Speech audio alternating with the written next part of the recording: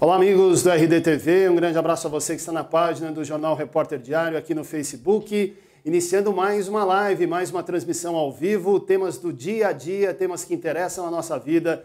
Quem faz a região do ABC passa por aqui no Repórter Diário e nós vamos conversar agora com o Rafael Marques, presidente do Sindicato dos Metalúrgicos do ABC. Rafael presente aqui em nossos estúdios para falar de vários temas, de defesa de direitos dos trabalhadores, da questão econômica, a questão dos empregos, muitos assuntos importantes para a gente discutir aqui, já com a perspectiva do ano de 2017 chegando, fazendo também já um balanço deste ano. Rafael, muito bom recebê-lo, obrigado pela gentileza, bom dia. Obrigado pelo convite, bom dia a você, a quem nos assiste também. Legal, Rafael que está conosco e você que está nos acompanhando, curta, comente, compartilhe, mande a sua manifestação ao longo do nosso bate-papo aqui, a gente vai citando as participações dentro do Jornal Repórter Diário. Bem, Rafael, queria começar exatamente com a questão do emprego, né?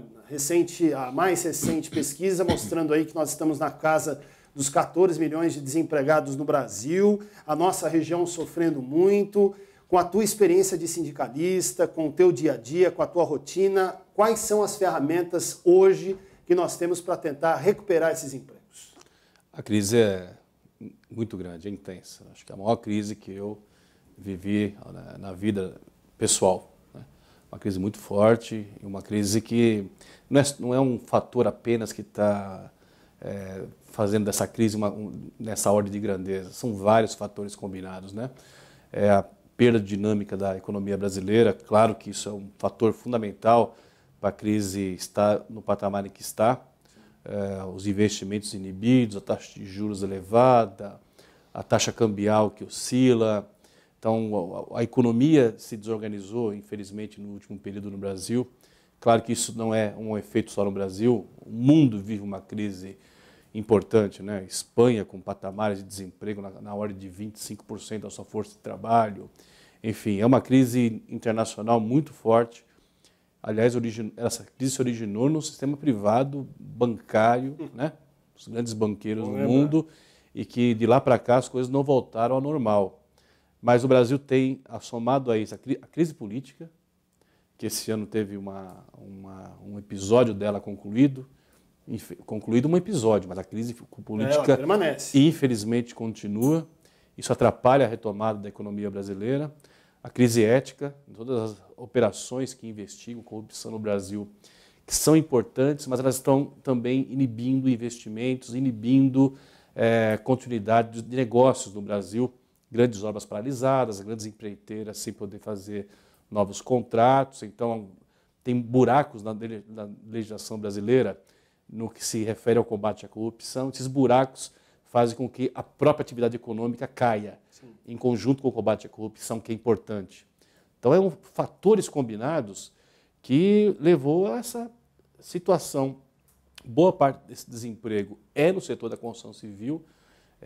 Esse setor que em 2015, 2016, um pedacinho de 14, as demissões subiram de maneira vertiginosa, as contratações ficaram muito pequenas, a indústria em seguida é outra atividade econômica que vem repetidos meses de aumento de demissões, com poucas contratações, e o setor de serviços e comércio, que geralmente é o último a sentir o efeito. Se a reversão da crise econômica tivesse acontecido, esse setor de serviços e comércio talvez fossem poupados, mas infelizmente também não aconteceu, e agora a grande perda de postos de trabalho tem sido no setor de serviços e também no comércio. O Natal esse ano está se prevendo 5%, algo em torno disso, menor em relação ao ano passado. As contratações dessa época estão pequenas, né, quando elas acontecem. Isso. Então é uma situação muito difícil. O Brasil precisa atingir um patamar de achar um debate político, institucional, capaz de colocar organizar de novo a nossa economia, organizar de novo a agenda política, para poder retomar. As eleições municipais esse ano, você poderia pensar que ela poderia ser uma das formas de, ao escolher os futuros prefeitos, vereadores, ser um recado para reorganizar essa vida política brasileira. Vamos ver se isso vai, de fato, acontecer. A minha previsão é que, pelo perfil escolhido pela população brasileira, perfil de muitos que negam a política, escolhemos candidatos que negam a política. Se nega a política, não é capaz de fazer acordo, não é capaz de promover a unidade. Então, eu estou ainda um pouco pessimista. Mas temos que trabalhar. E é isso que o sindicato, é isso que a diretoria do sindicato está fazendo. Estamos trabalhando muito para encontrar saídas.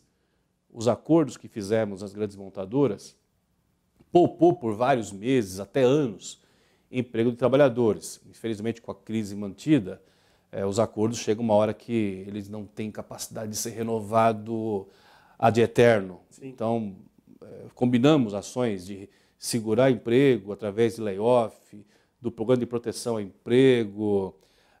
O layoff ainda tem na Ford, vai passar 2017 com muitos trabalhadores ainda em layoff. Mas quantos empregos foram perdidos nos últimos anos? Nós perdemos esse ano algo em torno de 10 mil trabalhadores. Só aqui na base, na sua base? Só na base. Nossa, estamos falando de São Bernardo, Diadema, Ribeirão e Rio Grande, né? Exatamente, 10 mil empregos. Nossa, uma pancada.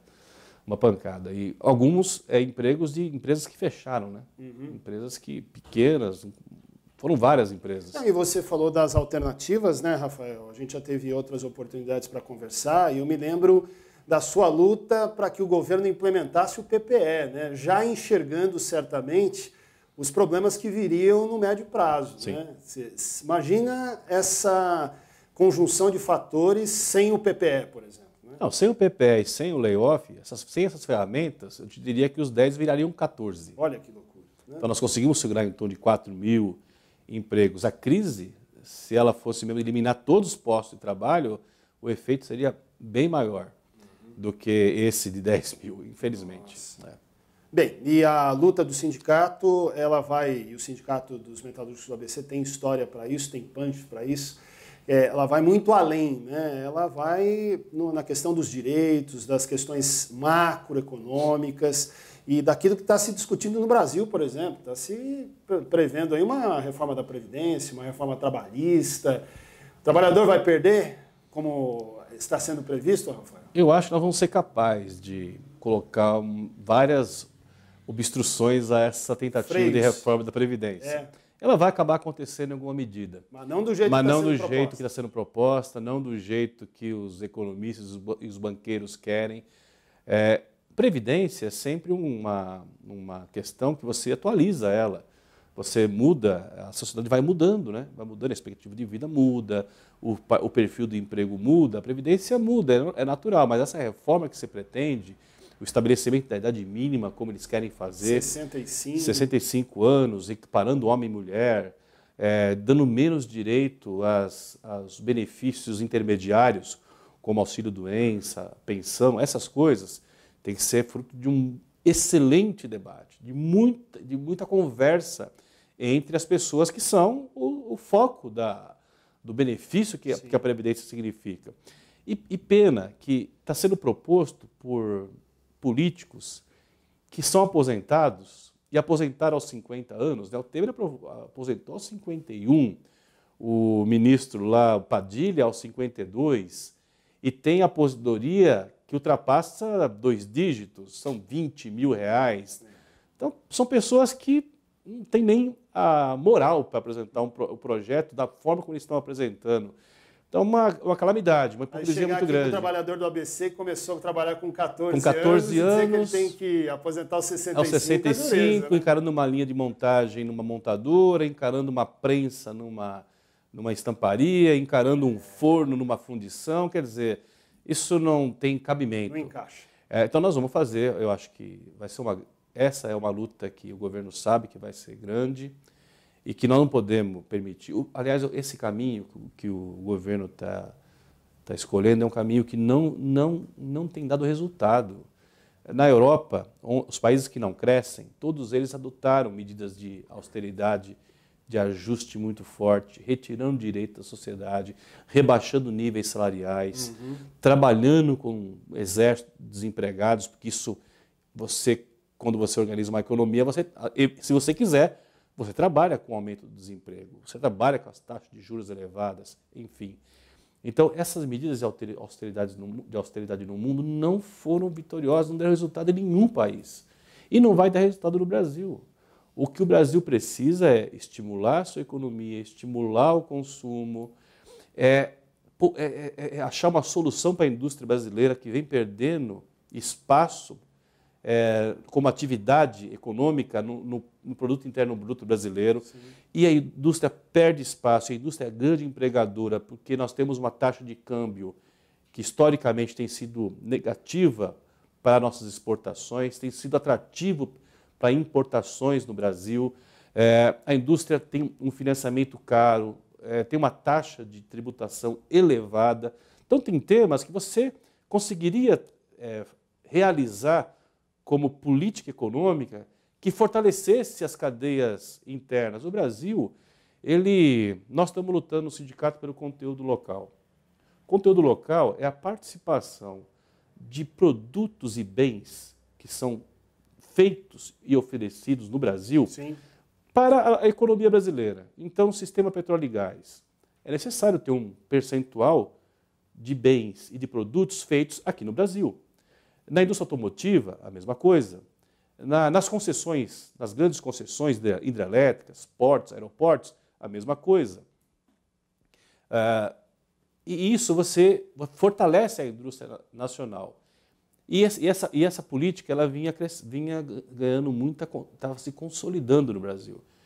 E com essa consolidação, por exemplo, a Rolls-Royce trouxe uma fábrica lá no Rio de Janeiro, que emprega 600 trabalhadores, porque a Rolls-Royce percebeu que mostra que dá para fazer. Eu tenho que levar essa planta para o Brasil, produzir lá, para atender a política de conteúdo local no sistema de petróleo. E a Petrobras está acabando com isso agora. Está transformando isso como uma velharia dos anos 60. E não é. O mundo inteiro pratica. Os Estados Unidos faz um evento esportivo, num estado qualquer, e aprova na Assembleia daquele estado que o uniforme esportivo para aquele evento que tem patrocínio estatal tem que ser feito nos Estados Unidos. É uma coisa miúda, né? Mas todo mundo pratica isso. E aqui o Brasil quer abrir mão. Então a Petrobras já está pedindo perdão para a Agência Nacional de Petróleo para não cumprir nas licitações já realizadas, não cumprir o conteúdo. Quer dizer, não vai fazer embarcações no Brasil, os tubos não vai fazer no Brasil, as grandes sondas não vai fazer no Brasil, nem tudo é possível fazer no Brasil. Não somos contra o mundo. O mundo tem tecnologia e é importante transferir tecnologia para o Brasil, fazer fora também é importante. Mas no negócio você tem que ter participação da empresa brasileira. Estão acabando com isso. Sem ninguém perceber, a Petrobras está se movimentando, o Banco Nacional de Desenvolvimento também não está exigindo dos poucos financiamentos que estão sendo feitos pelo BNDES, agora estão começando a não exigir mais. Então, o dinheiro do FAT é o dinheiro que remunera o BNDES, é o dinheiro do trabalhador. E a contrapartida do financiamento do BNDES é o que? É o emprego no Brasil. Parte dele, pelo menos. E não está sendo mais exigido isso das empresas. Quer dizer, se continuar assim, a crise não tem solução. Então, nós vamos lutar pelo conteúdo nacional, nós vamos fazer mobilizações em São Paulo semana que vem, estamos conversando com outras centrais sindicais para aderir a essa manifestação, estamos lutando pelo Programa Nacional de Renovação da Frota de Veículos. O mercado de usados do Brasil explodiu. Em 2011, era 2 carros usados vendidos para um novo, uma relação 2 para 1. Uhum. Hoje, está mais que 5 para 1. Nossa. 5 usados vendidos para um novo. Quase triplicou. Quase triplicou. E aí o usado, primeiro, usado é uma cadeia de empregos, infelizmente, precários. Na cadeia de carros usados, infelizmente, tem muito emprego precário. Então, nem emprego de qualidade dentro do setor automotivo. O emprego de qualidade que está na produção do carro novo e parte ainda do seminovo, ele está perdendo força. Então, o programa de renovação da frota, num momento como esse, pode ajudar a renovação da frota, ativar o mercado de novos de novo, que tem mais tecnologia, mais segurança, enfim. São coisas que nós estamos lutando para que programas setoriais aconteçam que recupere a economia. E não podemos negar, nós não podemos conviver com a taxa de juros no nível que está, não podemos. Nós não podemos continuar com um câmbio que oscila. E a equipe econômica, se ela estiver namorando para reduzir a inflação, abaixar o câmbio, Isso só dá mais força ao emprego fora do Brasil.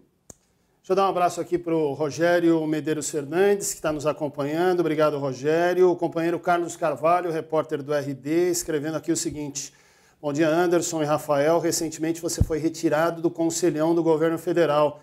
Sem esse canal direto com a presidência da República para debater formas para sair da crise econômica, como os sindicatos podem ajudar a sair da situação? Uma parte disso acho que você já respondeu, né? E uma segunda pergunta, em entrevista ao RD, Martinha, presidente dos sindicatos metalúrgicos Santo André e Mauá, chegou a falar sobre a possibilidade de alguns sindicatos serem extintos por medidas que estão sendo tomadas pelos mais diversos setores. Você realmente vê esse tipo de ameaça, assim como o Martinha enxerga? Então, a saída do conselhão, uma pena, porque a gente nem pôs o pé, né? Porque uma reunião só. E a gente, lá no sindicato, a gente quando pega uma tarefa é levar a sério, né? Então, reunindo assessoria, pensando em ideias para levar, conhecendo a proposta dos empresários que estavam lá, do setor acadêmico que estavam lá, enfim, a ideia era contribuir. Quando você sai de um espaço, claro, é um espaço a menos que você pode levar ideias de um sindicato, de um conjunto de trabalhadores, de uma região. Eu não sei como ficou a configuração do conselhão, porque na outra nós tínhamos alguns representantes da região do ABC. Eu era um deles.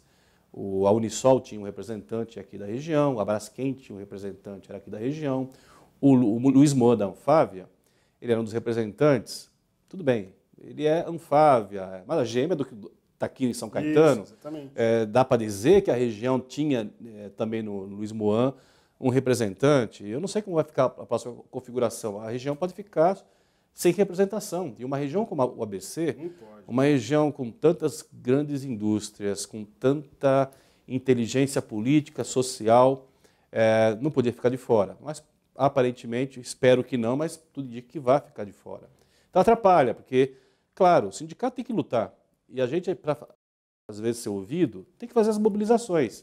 Então, nós vamos continuar fazendo propostas, mas, possivelmente, nós vamos fazer com que as propostas sejam ouvidas através de luta, de muita mobilização, já que os canais de levar o nosso pensamento, as nossas ideias, estão sendo meio que podados. Então, vamos fazer a nossa luta, fazer as mobilizações, as nossas propostas e vamos fazer com que o governo nos ouça, de uma maneira ou de outra. Sempre levando em consideração a democracia. A gente, há muito tempo, está na luta, então a gente sabe que existem regras, que os direitos coletivos e individuais, mas vamos fazer essas lutas para poder ser ouvido. A classe trabalhadora do ABC e os metalúrgicos do Brasil, eles têm muita esperança nas ideias que o nosso sindicato aqui em São Bernardo propõe. Então, nós vamos fazer esse papel. Com relação aos sindicatos, eu acho que a gente precisa compreender que nós precisamos também melhorar. Eu acho que nós temos que melhorar. Tem muito trabalhador que nunca viu um sindicato na empresa dele. Né? E tem muitos sindicatos que foram criados no Brasil nos últimos 10, 15 anos, que não é um sindicato atuante, que não é um sindicato que comparece, não é um sindicato que o trabalhador viu um dirigente ou um boletim do seu sindicato com regularidade. Então nós temos que melhorar. Isso eu acho que é fundamental. As entidades mais históricas, como é o caso do sindicato que o Martinha preside, como é o sindicato dos metalúrgicos da ABC, são sindicatos que já surgiram há muito tempo atrás e têm essa missão. É difícil um trabalhador não ter acesso aos seus sindicatos. Consolidados. Nós estamos lá dentro das fábricas, da porta de fábrica. Isso é verdade. Agora, existe um conjunto de ações, eu acho, que junta setores do sistema judiciário brasileiro, que sim, pretendem inibir ou dificultar que os sindicatos continuem sendo entidades fortes de representação e que sejam uma alternativa ao trabalhador. Existe no Brasil, infelizmente, nesse momento, uma certa criminalização de um setor da sociedade, no qual que eu atuo, que eu vivo, e há uma criminalização. Então, uma luta que é feita, setores da sociedade trabalham de maneira muito pejorativa certas ações do movimento sindical. E isso, às vezes, pega na população. Então, nós temos que lutar, inclusive, mostrar que nós somos de verdade. Porque há um conjunto de ações que setores da grande mídia também trabalham para aumentar o preconceito contra aqueles que lutam no Brasil. Isso nós temos que lutar de maneira muito feroz contra. Nós sabemos que a gente teve muita importância para o Brasil ter um salário mínimo um pouquinho mais digno em relação ao passado, direitos sociais mais dignos do que no passado. Se você vai numa escola, você vê direitos nas escolas que hoje existem, que não existiam no passado, e isso foi conquistado com luta, né? Um mero restaurante universitário, ele não está lá desde sempre, ele foi conquistado porque lutaram por ele. A participação de lucros e resultados só existe hoje como lei porque nós lutamos por ele. Eu estava na Ford nos anos 80, todo mês de dezembro era greve pelo 14º salário ou pelo abono de emergência. A empresa ganhava né, muito dinheiro e o pessoal queria, além do 13º, um pouquinho do lucro que deixou para a empresa. Todo mês de dezembro. Foi a semente todo mês. E veio a PLR, PLR como lei. Então, assim, nada vem de graça. E esse pessoal que luta, que organiza as lutas, que propõe, que tem ideias, é que faz a sociedade melhorar, a cidadania avançar. Então, eu acho que os sindicatos têm que melhorar, eu não tenho dúvida disso, mas tem que continuar sendo entidades fortes para representar o trabalhador do Brasil. Muito bom. Recados importantes aqui do Rafael Marques, presidente do Sindicato dos Metalúrgicos do ABC. Quero abraçar a nossa audiência, o Cláudio Strajac, a Célia Regina Souza, a Marci Rangel Carra, Facebook bombando aqui, Marcelo Alves, Laura Nolles, professor Edgar Nóbrega, de São Caetano do Sul, muito obrigado pela audiência, Juraci Santos, Felipe Rodrigues, Cássio Barbosa, Cícero Silva, enfim, uma lista enorme aqui de pessoas. E você que pegou a entrevista pela metade aqui vai poder conferir o bate-papo na íntegra aqui mesmo no Facebook. Estamos gravando também para postar no nosso canal, no RDTV, no YouTube, para você poder conferir um pouco do que pensa o Rafael Marques sobre esse momento que o Brasil vive e a perspectiva, né? Olhar para frente, né? O 2016 não foi um ano fácil, inclusive para corintianos como nós, né? Então, vamos... melhor nem falar nessa área, vamos deixar quieto, porque já tem muita notícia ruim já, vem com mais uma. Mas para 2017, como o próprio Rafael Marques já disse, aqui a esperança, essa não pode morrer nunca, né? Não, não pode morrer. E o Corinthians melhorou um time da China, que mandou muita gente para lá, e melhorou a seleção brasileira, com o Tite lá, 6 jogos, 6 derrotas, com vitória. Veja o desprendimento do Corinthians. Exatamente. Né? Oferecendo o que há de melhor para a nação brasileira. E para a China também. E para a China também. Rafael, foi muito bom tê-lo aqui. Obrigado pela gentileza, bom trabalho, até uma próxima oportunidade, viu? Obrigado pelo convite. E eu acho que é isso, Anderson. Temos que trabalhar bastante. Ouvir de economistas americanos que chegou a hora de você reativar a economia através de impulsionar o consumo, nós temos que ouvir alguns economistas de fora também para não entrar num colapso que nós estamos muito preocupados com o nosso país. É isso. Vamos aguardar, vamos conversar mais. Obrigado, Rafael. Obrigado a todos que estiveram na nossa audiência. Mais informações em repórterdiario.com.br. A gente volta a qualquer momento com mais entrevistas ao vivo, falando daquilo que interessa a sua vida, a nossa vida. Grande abraço, até a próxima.